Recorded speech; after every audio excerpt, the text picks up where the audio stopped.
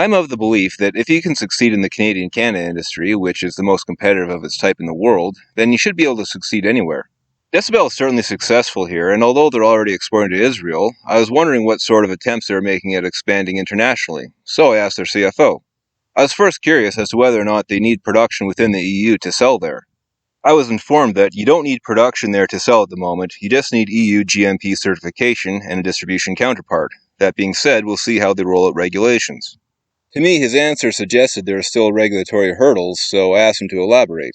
He replied, "The medical cannabis regulatory environment from an economic standpoint is more attractive. I purely mean that legalization of recreational cannabis in broad availability is unlikely to occur in the short term, so it's a smaller market than it otherwise will be at some point in the future." After that, I just asked him, "So why aren't you selling in European medical markets yet?" And he simply replied, "We are actively pursuing an expansion, and EU medical markets are on the list." I believe this goes back to what he's saying about needing a distribution partner over there, and although he can't talk about open contract negotiations, in another part he did say, "I would expect that flower becomes a large part of revenue generation in our business through international, and likely this year." So they're already profitable here in Canada, where they're still growing, and their international sales are just getting started, so why are they valued at $55 million?